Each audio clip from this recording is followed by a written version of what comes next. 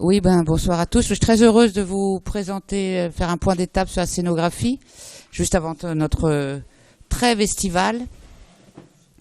Donc, c'est un point d'étape sur le contenu du centre d'interprétation et sa scénographie. Donc, un contenu scientifique et artistique qui met en lumière notre patrimoine et qui doit permettre une compréhension commune de ce qui s'est passé ici et qui a révolutionné l'histoire de l'art. Donc une épopée qui a vraiment eu lieu sur notre territoire et c'est cela qu'on veut qui sera raconté dans ce centre d'interprétation, la rencontre d'artistes avec un territoire à la fin du 19e. Donc Madame Naour va vous présenter ses objectifs et les détails de la scénographie de chaque espace. Donc la scénographie qui vise, comme je disais, une immersion du visiteur dans une histoire qui le transporte au Pouldu en 1886. Donc je vais laisser Maude qui est plus experte pour vous expliquer tout ça. Et puis après, bien sûr, on pourra répondre à vos questions. Ça marche? Oui, ça marche. Donc, bonsoir tout le monde. Alors, donc je vais faire un petit point sur la scénographie qui doit, du coup, la scénographie du parcours permanent. Alors, je vais vous montrer directement sur l'écran si ça marche. Voilà. Ok. Alors donc là vous avez la rue des Grands Sables, l'actuelle donc reconstitution de l'auberge de Marie-Henri, une esplanade et donc l'entrée des visiteurs se fera par ici, donc par l'accueil boutique. Ensuite dans le prolongement donc vous avez une galerie d'accès et puis le parcours permanent, voilà qui sera dans ce bâtiment. C'est une circulation qui est une déambulation qui est simple. Hein. On entre par ici, on circule comme ça. On passe dans cet espace tampon, alors qu'il ne sera pas fermé, hein, ça sera comme actuellement un espace végétalisé. On visite la reconstitution, on ressort par là et on termine le circuit de cette manière. Donc c'est vraiment une boucle. Alors, yop. C'est avec les petites flèches. Ok. Alors, le parcours, donc c'est 6 espaces, 6 séquences. Je vais peut-être essayer avec ça sera peut-être plus... Alors, donc du coup, on retrouve l'entrée ici, donc la galerie d'accès, et par ici, donc l'entrée du parcours permanent. Donc on a 6 séquences. C'est vraiment un parcours qui a été conçu comme un récit. Donc l'idée, c'est vraiment raconter une histoire, de transmettre donc une histoire, qui est donc notre patrimoine. Donc c'est très linéaire, c'est vraiment une promenade à la fois donc visuelle, bien sûr, mais aussi sonore, auditive. On a plusieurs dispositifs muséographiques pour vous faire voyager. Donc l'idée c'est vraiment de partir en train, de faire le voyage que les artistes ont fait donc en cette fin du 19e siècle. Ils ont été nombreux du coup à quitter, alors ils étaient souvent à Paris, quitter Paris pour aller en Bretagne, donc souvent en pleine saison estivale. Donc on a vraiment 6 séquences qui se déroulent. La première donc c'est le départ en train, ensuite on a dans le prolongement donc la découverte du territoire, du Pouldu. C'est peut-être plus pratique quand même avec ça, je préfère. Hop. Après, donc dans cet espace-là, on va parler donc de peinture, donc de synthétisme. Donc le synthétisme, c'est ce courant artistique qui a été inventé donc par Gauguin et Émile Bernard donc en Bretagne, donc entre Pont-Aven et le Pouldu, donc en cette fin du 19e siècle. Donc on va expliquer, l'idée c'est d'expliquer comment un mouvement artistique naît, quels sont les rouages de cette invention. Après, donc on a tout un espace qui est dédié donc à Marie-Henri, qui sert d'introduction donc à la visite de son auberge ici, donc la reconstitution. On ressort, on a ensuite les reproductions des œuvres qui seront visibles dans cet espace, et puis on prolonge avec les œuvres donc, de la colonie artistique et un spectacle immersif, et on ressort par là. Alors... Ouais, non, c'est... Ok, hop, merci. Alors, donc je vous ai dit, il y a aussi une dimension sonore qui est très importante donc, pour qu'on ait raconté ce récit. On a donc des voix, bien sûr, il y a aussi des bruits, les sons de la nature, de la musique. Donc un son qui sort par différents dispositifs. Donc on a les audioguides, qui sont des casques ouverts, enfin suffisamment ouverts pour ne pas être dans une bulle, mais pouvoir écouter également les sons d'ambiance, pour pouvoir également converser avec les visiteurs donc, qui font la visite avec soi. Donc on a un système d'audioguide avec un boîtier. Et puis on a également donc, des sons ouverts dans différents espaces. Donc les petits point jaune, c'est le son qui sort par les audioguides. Et c'est un son qui se déclenche automatiquement. Donc c'est souvent un son qui se trouve à l'entrée donc, des séquences et qui sert à introduire finalement le récit, introduire donc l'espace. Donc ça, c'est les points jaunes. Et ensuite, les points verts, c'est aussi donc du son qui sort donc par les audioguides. Et là, c'est tout ce qui est contenu audio annexe, complémentaire. Donc ça permet en fait d'avoir des visites plus ou moins longues.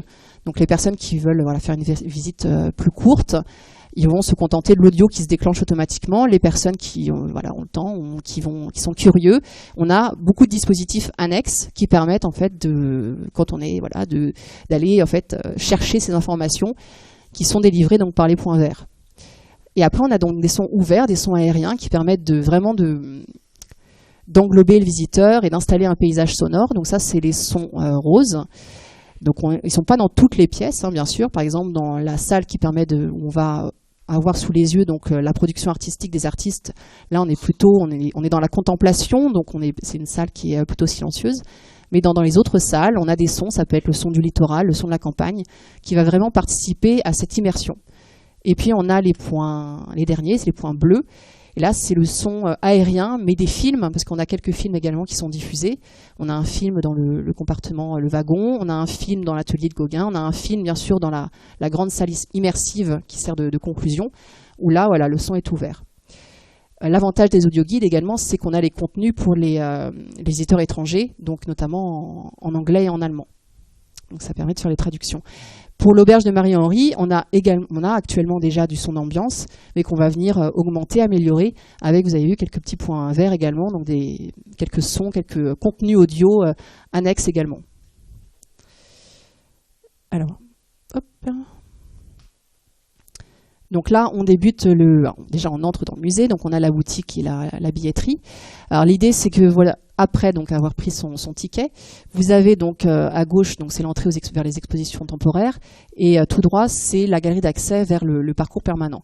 Donc l'idée, c'est que vous avez au niveau de l'architecture donc du bâtiment des arches qui vont être utilisées pour y mettre parfois donc du décor. Donc là, dans la seconde arche, vous avez déjà un décor, un graphisme qui permet qui fait en fait fonction d'appel visuel et qui donne envie aux visiteurs du coup de commencer l'histoire. Donc c'est un graphisme qui, dans l'idée du diorama, est en fait conçu sur plusieurs plans. Donc vous avez la silhouette au premier plan et la colonne Maurice qui est en fait imprimée sur panneau, qui est légèrement en décroché du mur. Donc là, l'idée, donc on a déjà le récit qui s'est enclenché donc dans le casque. Donc on a une narratrice qui va vraiment servir de voix off, qui va dérouler donc l'histoire, qui va qui va évoquer ce voyage. On est à Paris, on est aux abords d'une gare, on entend donc du coup la circulation donc des voitures hippomobiles qui étaient très nombreuses à l'époque, le bruit des sabots sur les pavés en bois, parce que les grands boulevards étaient à cette époque aussi pavés en bois, et donc du coup c'est des bruits très particuliers qui vont participer donc à cette immersion. On entend déjà le bruit de la gare, donc les cheminées, la vapeur, donc des trains à vapeur. Vous avez sur la colonne Maurice des affiches publicitaires qui étaient très en vogue à l'époque, qui vantent en fait ces destinations vers le littoral, notamment donc la Bretagne, la Normandie, qui étaient vraiment des destinations très en vogue. Et puis la seconde arche, là, donc c'est en haut à droite, c'est celle donc, de l'entrée du parcours permanent, donc les portes seront ouvertes. Là, on reconnaît l'architecture métallique qui est typique donc, des gares. Donc là, on s'avance vraiment vers le quai de départ. Donc là, c'est la première séquence qui est consacrée donc, au départ en train. Alors c'est vrai que l'histoire débute à Paris parce qu'il est important de donner toutes les clés de compréhension donc, aux visiteurs pour vraiment comprendre complètement les tableaux ensuite qu'on va voir dans la suite du parcours. Et c'est une histoire qui débute à Paris parce qu'il y a quand même un certain décalage avec la Bretagne. On a comme ça cette grande carte, ce graphisme qui est construit sur les cartes qu'on trouvait dans les halls des départs donc, à cette époque ou sur les affiches publicitaires. Donc vous avez une carte du Grand Ouest qui est environnée de différentes vignettes et dans ces bulles, on va donner le contexte de l'époque.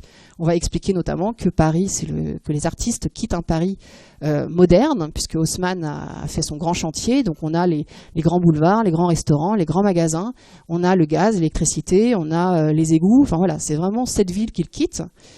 Et c'est important d'avoir ça en tête. C'est aussi, il y aura une bulle qui sera consacrée à la mode vestimentaire, puisque les usines de confection se développent. Donc on a des vêtements qu'on vient acheter dans les grands magasins. Et à côté, une bulle expliquera que finalement, en Bretagne, la mode vestimentaire, et surtout la mode féminine, les femmes sont encore très attachées aux costumes traditionnels, enfin à leurs costumes, notamment aux coiffes. Donc ça participe également de l'attrait de la Bretagne. C'est-à-dire que la Bretagne est une région qui est perçue comme une région abordable et pittoresque, et on va chercher du pittoresque. Mais l'idée aussi, c'est d'avoir un propos le plus juste scientifiquement. Donc c'est pas non plus la Bretagne moyenâgeuse comme ça pouvait être perçu. C'est un peu casser les préjugés, c'est-à-dire que les hommes ont, pour un certain nombre, quand même délaissé leur costume traditionnel, notamment la fameuse culotte bouffante. Donc on va expliquer que la Bretagne n'est pas en marge non plus de toute modernité. Le train est arrivé à Quimperlé en 1863. Donc certes, il a été accueilli parfois avec une certaine inquiétude, mais aussi avec beaucoup d'espoir pour, voilà, la Bretagne a des ressources. Donc c'est vraiment une mise en parallèle qui est intéressante à faire. Vous aurez des vignettes sur le développement du réseau ferré, qui permet le développement des loisirs, puisque, alors bien sûr, les plus bourgeois peuvent passer l'été au bord de la mer et aller dans des fameuses stations balnéaires qui se développent. Vous avez à cette époque, alors cette carte elle sera utile aussi pour bien voir le trajet en train qui est effectué. C'était un trajet qui était assez simple. On partait de Paris, on passait par Nantes quand on prenait le réseau d'Orléans. Ensuite, on arrivait à Lorient et là, on prenait une correspondance pour Quimperlé. Et ensuite, on prenait une voiture, un fiacre pour aller soit à Pont-Aven, soit au Pouldu. Donc, on explique les stations qui seront traversées et ça sera le film diffusé dans le wagon.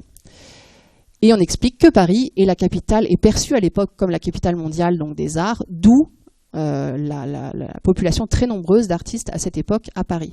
Vous avez l'école de Barbizon qui est très célèbre, vous avez les peintres impressionnistes qui ont une renommée aussi de plus en plus importante. Donc il y a beaucoup de peintres de nationalité étrangère qui viennent se former dans la célèbre école des Beaux-Arts.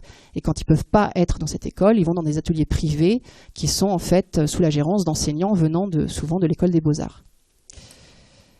Vous avez également dans chaque séquence, chaque salle, des dispositifs qui sont dédiés aux plus jeunes, aux enfants.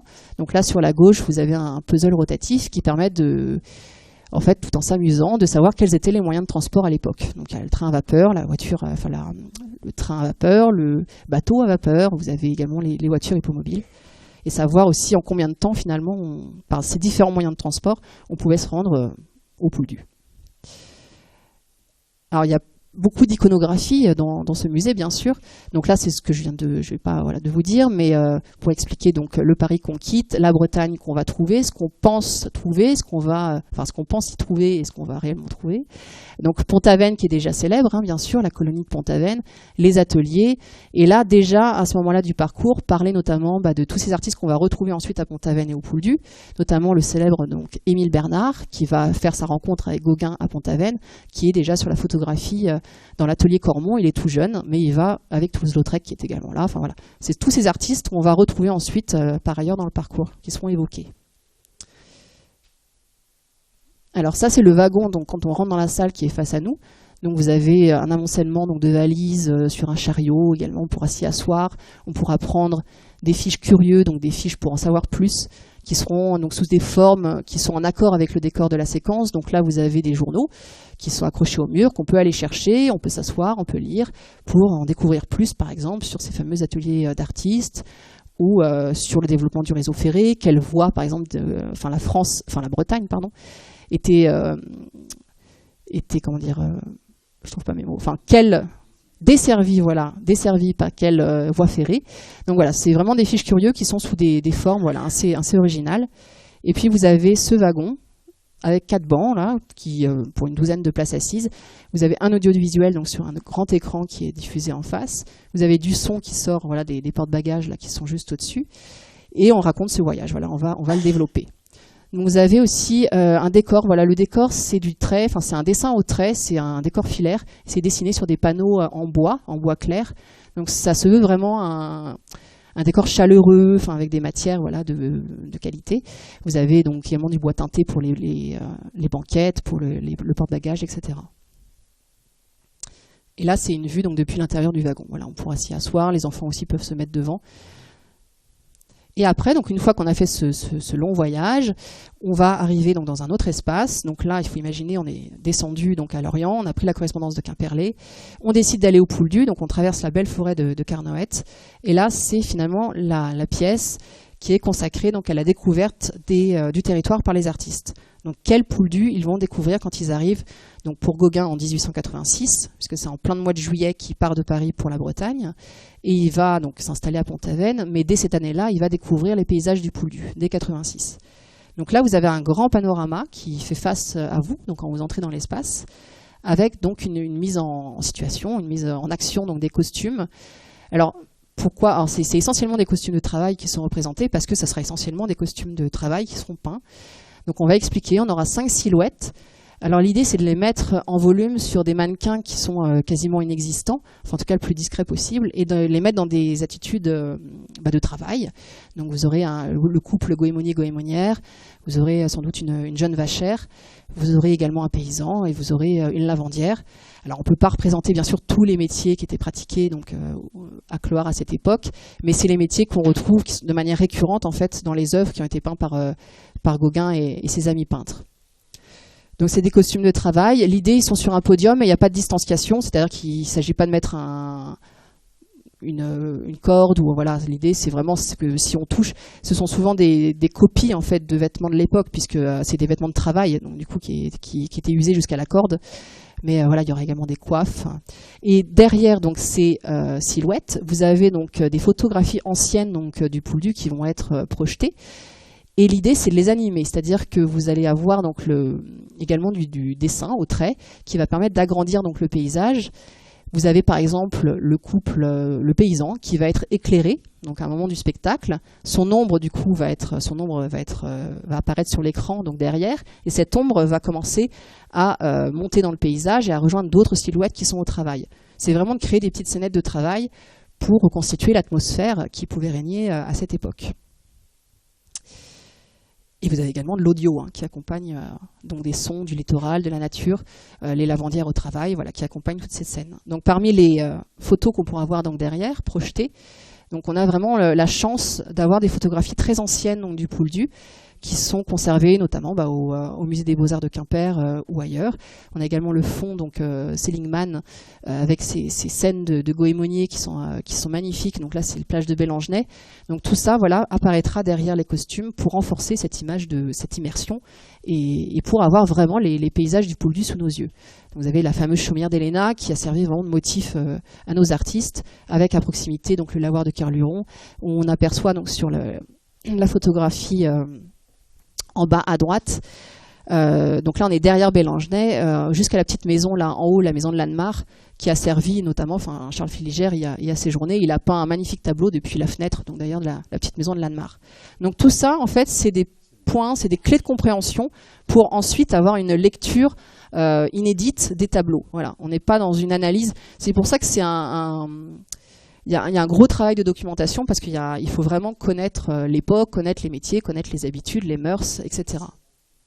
Et donc dans cette salle, l'espace 2, donc dédié au Pouldu, vous avez également, donc de l'autre côté, à droite quand on entre, une cartographie. Donc là, c'est une carte qui va donc de Quimperlé jusqu'au littoral cloarsien. Donc on a la commune de Clohars-Carnoët dans sa globalité, quelques communes limitrophes, notamment Guidel, Moëlan. Donc on voit les voies d'accès qui permettent d'accéder donc au Pouldu, on a la Laïta, et donc cette carte, elle est en relief. Donc vous avez la Laïta qui est creusée, Douélan, les rias, donc pour faire apparaître l'importance aussi de la Laïta et des rias. Et vous avez des points d'intérêt. Donc l'idée, c'est vraiment, on voyage, on est à Quimperlé. Alors les points d'intérêt, ça peut être le port de Quimperlé, bien sûr, la Laïta, bien sûr, la forêt de Carnoët. On va parler, par exemple, du pardon des oiseaux, donc à la chapelle de l'Otéa, donc à l'orée de la forêt. On va parler des charbonniers, on va parler des sabotiers, bien sûr, les fameuses huttes de sabotiers donc, dans la forêt. C'est plein de petites... L'idée, c'est vraiment d'aller chercher les informations. Vous avez également sur la table, parce que vous avez la carte, donc bien sûr en partie verticale sur le mur, avec toute l'iconographie donc à côté, donc le viaduc du pont de Quimperlé, etc. Et sur la table, vous avez un système de tirettes, de fiches tirettes, voilà, ici, voilà, pour avoir encore accès à, par exemple, on va parler de Carnévenas, de Kerzelec, on va parler des dunes en sable calcaire, on va parler voilà, il y a plein de petites anecdotes également qu'on va raconter. Alors, et à côté, vous avez donc à côté de cette cartographie un grand panneau. Donc là vraiment c'est le paysage des Grands Sables. Donc le secteur où Marie-Henri a fait construire donc sa buvette. Donc c'est un croquis qui a été fait par Fréminville, donc qui date de 1891, qui va être retravaillé, enfin qui va être contrasté et colorisé pour qu'on ait une bonne lecture donc de ce croquis. Donc on voit bien les dunes, on voit bien la lance des grands sables. Et là, toujours dans cet esprit donc d'un récit et d'une enquête, on a cette narratrice voilà qui nous chuchote cette histoire à l'oreille, qui se pose des questions que nos visiteurs nous posent, parce que c'est voilà, on a la chance de pas partir, on ne part pas de rien, c'est-à-dire qu'on a un musée qui existe depuis plus de 30 ans, donc des questions qui sont quand même récurrentes, et l'idée c'est de répondre le plus possible à toutes ces questions. Et donc elle se pose des questions, parfois elle a la réponse parce qu'elle va la trouver, la fouiller. On va avoir donc des petites notes manuscrites sur le croquis, ça va venir l'augmenter. On a également des tiroirs horizontaux et verticaux qu'on peut tirer pour voir d'autres croquis de Fréminville, pour avoir par exemple tout un tiroir qui sera consacré donc notamment aux costumes. Et là, on peut déclencher donc un audio complémentaire dans notre casque, et une voix va nous raconter en quoi justement Clohars-Quinte-Noët est perçu comme une enclave vestimentaire, en quoi le costume est vraiment particulier, quelle est l'influence de l'Orient sur notre costume. Donc il y a voilà, beaucoup de choses à dire, à raconter. On va parler bien sûr du Gouémont. Les deux richesses donc du pouldu naturel, donc du pouldu à cette époque, c'est le Gouémont. Mais il y a différents types de Gouémont. Il y a le Gouémont épave, le Gouémont de rive. Il y a le sable. Pourquoi vient-on chercher notre sable? Il est riche en calcaire.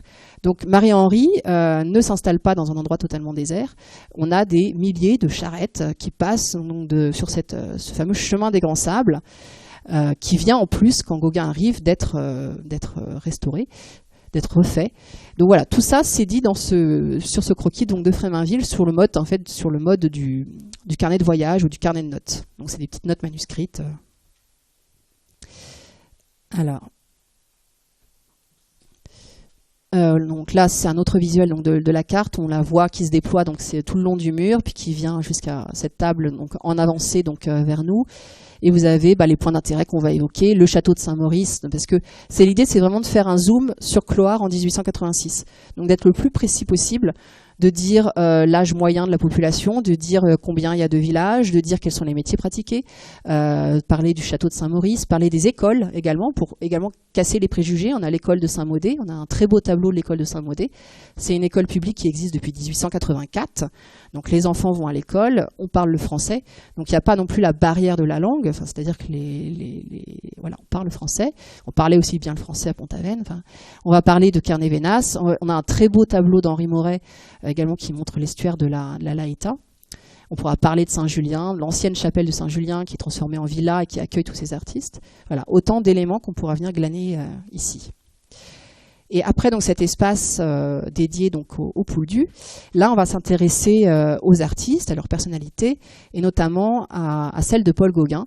Vous avez cet espace. Alors on a face à nous donc une frise chronologique, un accrochage académique au-dessus. On a également donc un feuilletoire numérique, et puis on le verra mieux mais un film qui est également projeté dans cet espace. Donc là, c'est parler de l'éclosion du synthétisme. Voilà. Comment un mouvement artistique naît, quel est le parcours du coup de Gauguin avant son installation chez Marie-Henri, parce qu'il se met finalement assez tardivement donc à la peinture. Quelles sont ses sources d'inspiration, quelles sont ses amitiés, tous ces maillages, toutes ces rencontres qui vont faire que voilà, la bonne idée va surgir. Donc on va parler de Pont-Aven, bien sûr, on va parler d'Émile Bernard, évidemment, et on va parler de leurs sources d'inspiration, le japonisme. Enfin voilà, c'est vraiment une époque très riche. Donc vous avez ce grand mur donc sur votre droite avec une frise chronologique et au-dessus donc l'accrochage. Je vais y venir, voilà, c'est celui. Parce que là, je l'ai un peu actualisé. Hop, voilà. Le synthétisme, donc l'année qui se veut l'année de création du synthétisme, c'est 1888. Donc c'est symbolisé en fin de frise par le tableau de Gauguin qui s'appelle La Vision après le sermon, qui est une réponse au tableau d'Émile Bernard, donc Les Bretonnes dans la prairie verte. Mais voilà, il faut que le visiteur comprenne que la fin du 19e siècle est une époque extrêmement riche en termes de mouvements picturaux. Et il n'y a pas une linéarité. Voilà, c'est ça, oui. C'est souvent en fait des mouvements. Donc la frise n'aura pas exactement, bien sûr, cet aspect-là. Hein. Là, c'est vraiment un document de travail. Hein. Ça va être, bien sûr, il y a des cadres à ajouter. Il y a beaucoup de choses à ajouter. Mais l'idée, c'est que ces mouvements, ils s'enchaînent pas. Souvent, ils cohabitent ensemble. Donc, vous avez bien sûr l'école de Barbizon. Vous avez l'orientalisme, l'académisme, très important, le réalisme, hein, tous ces mouvements isme, symbolisme, expressionnisme. L'impressionnisme bien sûr, avec à chaque fois on montre un tableau, on montre un artiste qui est considéré comme un artiste phare voilà, pour ce mouvement. Vous avez bien sûr le néo-impressionnisme. Voilà. Et souvent, les artistes d'ailleurs commencent dans un style, puis passent à un autre. Enfin, Gauguin, par exemple, typiquement, il a commencé en tant que peintre impressionniste avec son mentor Pissarro, avant de dévier vers autre chose. Et au-dessus, l'accrochage académique, c'est un focus, un panel de tableaux peints, enfin exposés dans les galeries et dans les salons officiels en 1888. Voilà, Gauguin n'est pas le seul, bien sûr, avant-gardiste. Vous avez en 1888 de multiples genres qui plaisent. Alors vous avez bien sûr la peinture académique qui est encore à l'honneur au salon des artistes français, qui est le salon officiel. Donc c'est un jury qui décide qui entre et qui n'entre pas. On a encore vraiment, on glorifie la peinture académique avec. Alors oui, moi je montre avec le doigt, mais c'est pas très. Ce tableau-là, voilà, qui est de William Bouguereau.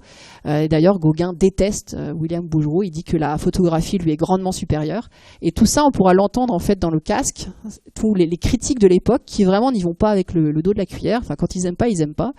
Et d'ailleurs, là, les articles vantent son habilité technique. Là, c'est un artiste savant.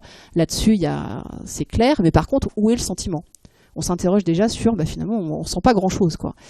Vous avez aussi la peinture militaire. Alors à l'époque, il suffit de montrer un drapeau ou une baïonnette. Le public français adore, enfin vraiment la peinture militaire. D'ailleurs, Édouard de Taille va avoir une médaille d'honneur pour ce tableau. C'est un très grand tableau. Alors bien sûr, les tableaux, les reproductions, on peut pas les mettre en reproduction réelle, à taille réelle, parce que c'est vraiment des tableaux de salon, donc ils sont immenses. Par contre, l'idée, c'est de respecter les proportions entre eux. Voilà. Donc peinture académique. Vous avez aussi le naturalisme qui commence vraiment à plaire. D'ailleurs, c'est vraiment le tableau qui va faire sensation à l'époque. Pourquoi il fait sensation ? Il représente une fermière, mais cette fermière, elle a un nom. On lui donne vraiment une identité, et puis elle plaît par sa franchise. Il y a plus de réalisme dans ce tableau. Mais à côté de ça, la même année, dans un salon, le salon des indépendants, on a Seurat, qui ose ce tableau qu'on appelle néo-impressionniste. Donc c'est le divisionnisme ou le pointillisme. Et là, les gens sont scandalisés. On trouve que les femmes ont une mauvaise carnation. Enfin voilà, c'est plein de petites anecdotes pour comprendre le contexte artistique de cette époque et pour comprendre surtout dans quoi Gauguin s'insère et quelles sont ses sources d'inspiration. Parce qu'il est inspiré aussi bien par l'école de Barbizon avec Corot que par, bien sûr, Courbet, que par Puvis-de-Chavannes avec le symbolisme, que par, bien sûr, Pissarro avec l'impressionnisme. Voilà, il y a beaucoup de courants qui vont l'inspirer, mais les peintres fonctionnent comme ça, donc ils se nourrissent les uns les autres. Et en arrière-plan, vous avez également les progrès scientifiques qui vont avoir une incidence sur les arts, notamment l'invention de la photographie ou l'invention des tubes de couleur. Alors, le film qui sera diffusé, donc là on aura donc des assises. L'idée c'est vraiment de créer un atelier d'artistes fin 19e, donc désordonné, bohème, comme on pouvait en trouver à Paris à cette époque, avec les éléments comme la verrière, qui sont des éléments, le poêle également dans le coin. Donc on a un mélange entre le décor filaire et des objets chinés, donc qui sont des objets réels, pour créer ce capharnaüm, alors qui va être encore augmenté, pour vraiment être dans cet atelier qui est l'atelier fantasmé de Gauguin, puisqu'on va y trouver toutes ses sources d'inspiration, ses voyages, ses rencontres, etc. Donc le film diffuse un film sur le synthétisme, et vous avez en lien avec le film des niches avec des objets qui vont s'éclairer. Voilà, quand on parle du japonisme, vous avez l'éventail japonais ici, qui va s'éclairer pour créer des petites surprises finalement au fil du visionnage. Quand on parle de Cézanne, qui est vraiment très important pour Gauguin, vous avez ce tableau qui a cette reproduction de tableau qui a appartenu en fait à Gauguin quand celui-ci travaillait dans la finance. Il l'a acheté et il adorait cette nature morte, et d'ailleurs on va la retrouver plus tard en arrière-plan dans un tableau réalisé au Pouldu. Alors vous avez deux modes, vous avez le film qui démarre, et quand il y a un temps d'arrêt, voilà, l'écran se prolonge, c'est le décor filaire qui apparaît. Vous avez une petite horloge qui indique le temps avant la diffusion donc, du prochain film.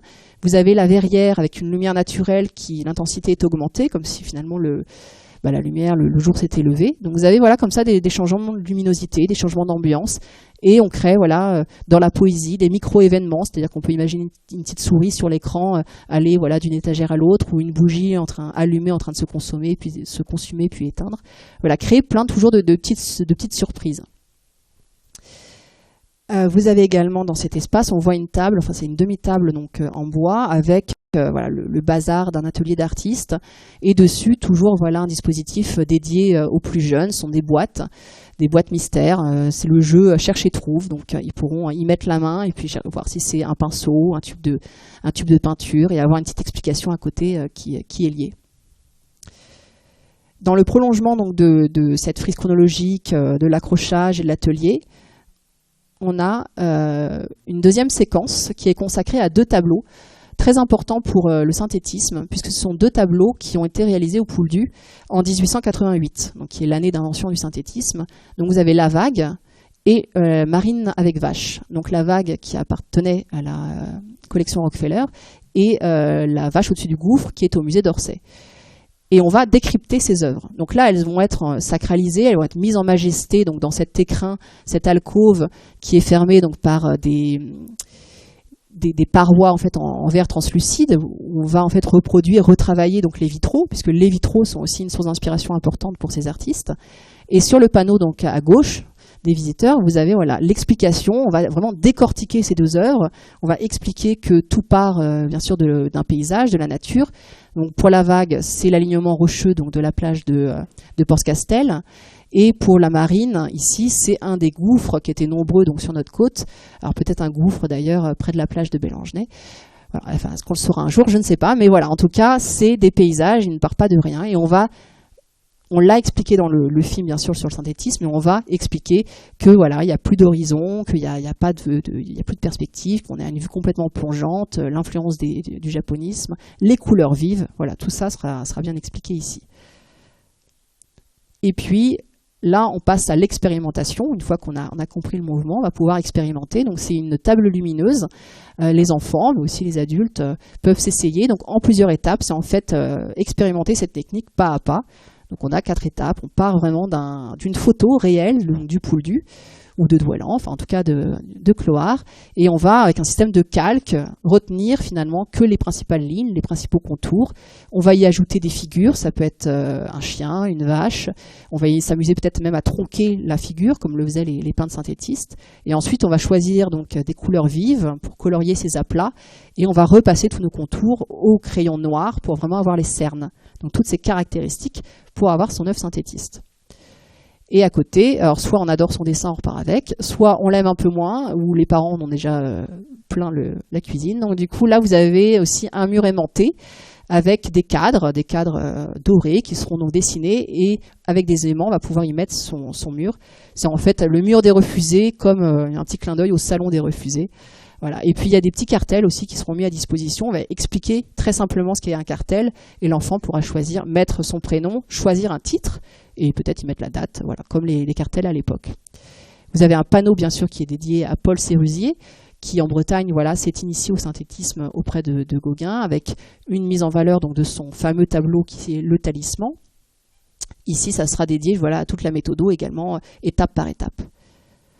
Et donc dans le prolongement, on ressort une nouvelle séquence, et cette fois-ci, on est accueilli par Marie-Henri. Voilà, parce qu'actuellement, c'est vrai que c'est son auberge qu'on visite, mais on a finalement peu de dispositifs pour parler d'elle. Donc là, l'idée, c'est vraiment de mettre en avant donc, cette femme qui a offert à ses artistes, à ce moment-là, les bonnes conditions de création pour qu'ils créent donc, ce nouveau courant artistique.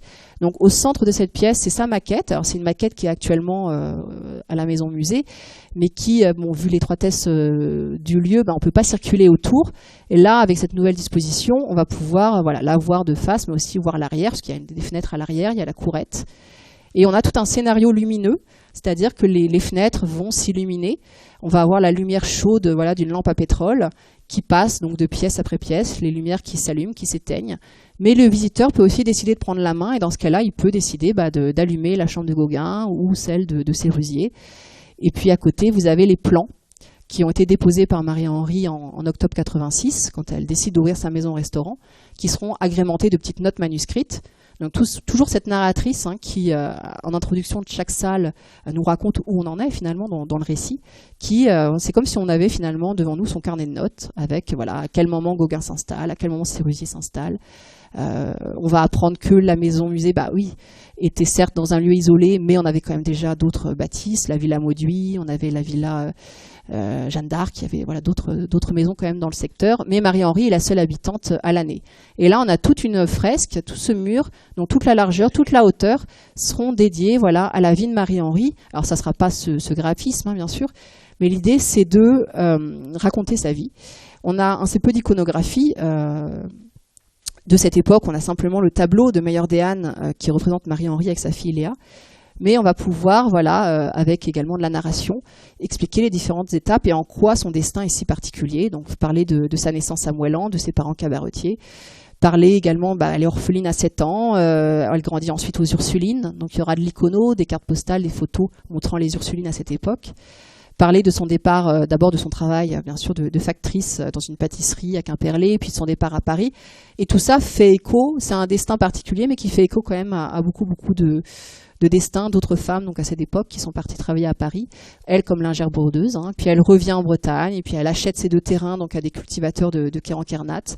En 86, en 87, elle y bâtit son auberge, elle dépose les plans ici. Voilà, il y a vraiment toute sa vie est racontée ici, et on explique pourquoi d'ailleurs, parce que ce qui intervient immédiatement après, c'est la visite de la reconstitution. Donc pourquoi c'est une reconstitution aujourd'hui? Pourquoi on n'a plus l'auberge de Marie-Henri? Donc on va expliquer que les propriétaires se sont succédés, que le bâtiment également a beaucoup changé. Il y aura également un panneau qui sera dédié donc à Meyerdéhan, qui deviendra donc l'amant de Marie-Henri, mais aussi le disciple et d'une certaine manière le mécène également de Gauguin pendant ses séjours au Pouldu.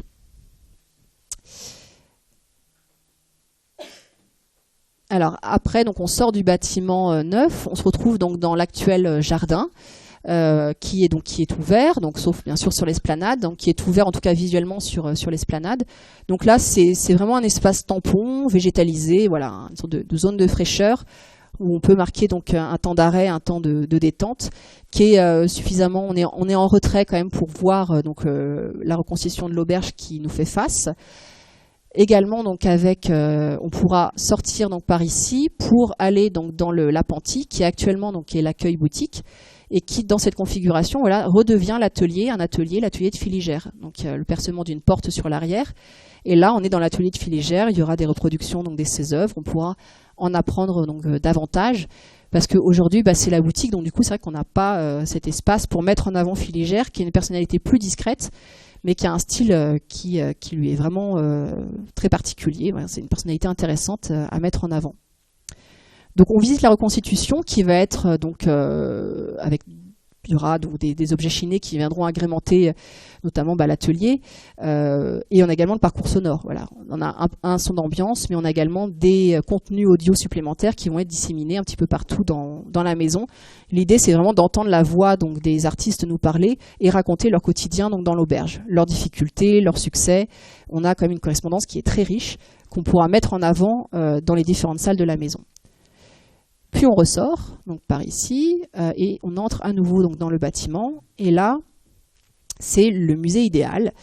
L'idée, c'est finalement, et si toutes ces œuvres n'avaient pas quitté la Bretagne, et si un collectionneur donc fictif avait pu donc les garder et les montrer tout ensemble, ce qui n'arrive jamais puisque ces œuvres aujourd'hui sont disséminées donc dans les plus grands musées à travers le monde et dans des collections particulières. Donc il est bien sûr impossible de les voir toutes réunies.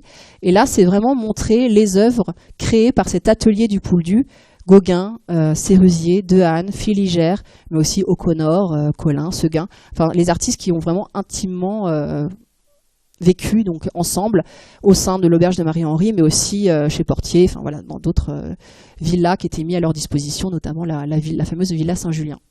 Donc là, c'est un accrochage par regroupement d'œuvres, donc sous des termes avec des différentes thématiques. Donc vous avez ici un accrochage qui est conçu autour du ramassage du Goémon. Et l'idée, c'est de mettre ces tableaux à côté de photographies anciennes pour que le visiteur reste actif et fasse de lui-même les correspondances. Voilà, oui, effectivement, ce tableau, maintenant, je le comprends bien parce qu'il y a eu toutes les informations qu'on m'a données en amont. Il y a également encore des fiches également dans ce mobilier, donc un mobilier façon 19e, avec des fiches curieux, voilà, pour en savoir plus. On a aussi ici un regroupement autour de la fenaison, enfin du battage, Vous avez également ici autour de... Enfin là on voit pas très bien d'ailleurs, je vais en montrer une autre. Voilà. Hop, voilà, donc si on voit, donc voilà, le goémon, ici c'est autour de la chaumière d'Héléna. Et l'idée c'est toujours aussi de... La chaumière d'Héléna, c'est de s'interroger qui est finalement cette fameuse Héléna, où est-on? C'est le village de Kerluron, qui avant d'ailleurs s'appelait Kerliron. Et Héléna, elle est pas anonyme. Héléna, c'est Héléna Marie Le Gouenou. Donc elle est née au bourg de Clohars en avril 78. Ses parents sont cabaretiers. En fait, ça fourmille d'informations. Ils sont cabaretiers, mais la mère ensuite, elle a travaillé donc dans l'univers de la pêche. Le père a été capornier. Enfin voilà, les métiers aussi changent au fil des ans. Savoir également que cette chaumière, Héléna l'a pas habitée directement, puisqu'elle a d'abord vécu entre Langlasic et Douélan, puis elle est partie à Douélan. Et puis cette grand-père a été construite par son grand-père paternel, donc Pierre Le Gouenou. Pendant longtemps, c'était la seule maison donc, du village de Kerluron. Et puis il a perdu son épouse, ce grand-père, et donc Héléna est venue le rejoindre. Et puis ensuite ses parents et ses nombreux frères et sœurs, puisque cette modeste chaumière, elle a abrité jusqu'à 11 personnes. Et puis la mère d'Héléna est morte 13 jours après avoir mis au monde son dernier, donc un petit garçon. Et donc Héléna, qui était la fille aînée, à 19 ans, son père est veuf, donc c'est elle qui va s'occuper des 8 enfants, puisque le père est marin, donc il est rarement là. Donc c'est vraiment l'occasion aussi de raconter toutes ces histoires, ces destins particuliers. Et d'avoir du coup une compréhension, une connaissance plus intime des paysages. Donc c'est un accrochage qui se poursuit. Et ensuite, vous avez ces 2 cimaises blanches qui vont permettre d'y accrocher donc là une œuvre originale. Ça peut être également une ou plusieurs, des œuvres issues de la collection municipale ou des prêts donc d'autres institutions ou des prêts de particuliers. Et là, on fait vraiment un zoom, on fait une radiographie sur une œuvre. On va vraiment l'expliquer de sa création, on va expliquer, donner des informations bien sûr sur son auteur. Enfin voilà, c'est vraiment un petit zoom sur une œuvre à ce moment donné donc du parcours. Et puis on entre dans la salle 5. Hop, je me trompe. Et là, c'est le Pouldu après le départ donc de Gauguin. Donc que s'est-il passé? L'histoire se poursuit, l'histoire continue. Et là, on a la villégiature balnéaire donc au Pouldu qui se développe. On a de nombreux hôtels qui apparaissent, l'hôtel des Bains, l'hôtel des Dunes, l'hôtel Pouzoulik. On a cette colonie artistique, parce qu'on peut vraiment parler d'une colonie artistique qui s'installe, alors souvent bien sûr l'été, qui va louer une chambre à l'hôtel ou chez l'habitant, ou une villa, pour les plus bourgeois, ils louent des villas. Donc tous ces destins sont expliqués, sont racontés, on montre des tableaux également. Alors soit c'est des tableaux des artistes qui ont été influencés par Gauguin, soit pas du tout, qui peignent dans un style plus académique ou plus impressionniste. Mais on va voir quand même que les motifs, malgré tout, restent toujours un peu les mêmes. C'est vraiment Carnévenas, avec ces fameux arbres penchés qui inspirent, c'est la maison du Pendu, c'est ces villas isolées. Mais ils sont traités de manière différente et avec des sensibilités différentes. Et on a une lanterne qui, à l'ancienne, va nous projeter des films de vacances et des photos anciennes. Donc là aussi, on a un merveilleux patrimoine, alors qui est dans différentes institutions en Bretagne ou en France, qu'on va pouvoir mettre en avant et voir d'une manière... Alors c'est vraiment des films de vacances, des films familiaux. On voit l'hôtel du Quérou, des choses qui ont... on voit l'hôtel Pouldu, le restaurant Homard, donc chez Portier. On voit l'hôtel des Dunes, on voit... Et tout ça est accompagné aussi de sons, les bruits, le ressac de la mer, le son sourd de la barre du Pouldu, ces sons, cette mer qui s'engouffre dans les gouffres, les rires des enfants, tout pour donner vie à tous ces films et à toutes ces peintures. Là, on est début 20e, en fait. 1900. Donc, c'est des artistes de nationalités diverses. On a des artistes qui sont dans la... Alors, hop, c'est celui-là. Ici, donc c'est un Polonais, par exemple. Ici. Donc c'est avec l'hôtel des Bains, donc un Polonais qui est dans le style de Gauguin, donc qui s'appelle Hayden. Vous avez aussi un artiste ici, Cullen, qui est un artiste canadien, qui a fait le lavoir de Stervillin. Alors dès qu'on peut également, l'idée c'est de mettre une photographie ancienne du lavoir, et on l'a, alors là je ne la montre pas ici, mais on a une photographie ancienne du lavoir qui permet de les mettre à côté et d'expliquer aussi la vie au lavoir, qu'est-ce qu'on fait au lavoir, d'expliquer de raconter des petites anecdotes, parce que vous avez une presse également régionale qui regorge d'anecdotes assez amusantes à cette époque. Vous avez ici, alors j'ai la suédoise aussi, mettre les femmes en avant, une suédoise ici, Gerda Roosevelt Castegnus, qui montre le chemin qui descend au port du Pouldu. Voilà, dans des styles assez différents. Et puis toujours raconter des destins quand on le peut. Donc là, par exemple, c'est un artiste anglais qui a fait une toile qui est à la Tate à Londres, si je ne me trompe pas. Et cet artiste anglais, il s'appelle Henry Lamb, et en 1910, pendant l'été, il loge chez Monsieur et Madame Favennec, donc à la ferme de Kersimont à Douélan, qui loue une chambre donc dans les combles, et il va assister donc alors pas au décès, mais en tout cas la femme, la mère de famille est extrêmement malade, donc elle va mourir, en laissant seule son mari et la très nombreuse famille également qu'elle avait. Très nombreuse, il y avait une douzaine d'enfants. Donc c'est toujours raccrocher ça à des destins individuels. Vous avez aussi le peintre américain Kendall qui a fait ce très grand tableau qui est aux États-Unis, qui est vraiment magnifique. Et grâce en fait aux descendants qui nous contactent, on a parfois le bonheur, la chance de pouvoir associer un tableau à la photo des modèles. Donc là, c'est Anna Julienne Evin, donc qui pose ici. Donc toute l'idée, ça va être de poursuivre l'enquête et de savoir dans quel village, par exemple, elle vivait. Donc là, elle est assise sur une boîte remplie de goémons. Et à l'origine, donc ce tableau d'ailleurs a été toute seule. Et puis l'artiste a ajouté un morceau de toile, donc il l'a cousu ici. Il a rajouté une figure derrière qui est sans doute sa sœur, mais qui s'appelle aussi Anna Julienne. Et toutes ces informations, on les a parce que les artistes correspondaient quasiment, ils écrivaient des lettres quasiment tous les jours. Et donc, du coup, on a accès à ces informations et les familles, parfois nous envoient une photo. Et donc là, elle a un visage très particulier qu'on retrouve ici. Et l'artiste Kendall s'en est souvent servi d'ailleurs comme modèle. On la retrouve dans d'autres toiles. Et on termine donc cette aventure artistique, cette épopée collective, avec la dernière salle, la salle 6, qui est une salle immersive. Donc là, on a un grand écran qui occupe donc toute la partie droite donc, de la salle, où on va projeter un film pour conclure ce récit. On va y mettre des photographies donc, de Cloire Carnoët, des photographies actuelles qui vont muter et se transformer donc, en tableau, en œuvre. On va également expliquer, dans cette salle, il y aura une autre frise chronologique pour expliquer, parce qu'on l'a dit, Gauguin, c'est une ouverture vers l'art moderne, mais qu'est-ce que c'est finalement l'art moderne? Donc on pourra, de manière très synthétique, expliquer qu'après Gauguin, il y a eu le nabisme, il y a eu le fauvisme, il y a eu le cubisme, il y a eu l'expressionnisme, et tous ces mouvements jusqu'à nous. Donc c'est une source d'inspiration pour beaucoup de peintres. Et c'est l'autre. Et je reviens, voilà. Donc là, on ressort, et on peut se promener au Pouldu et faire le chemin des peintres. Voilà, je vous remercie.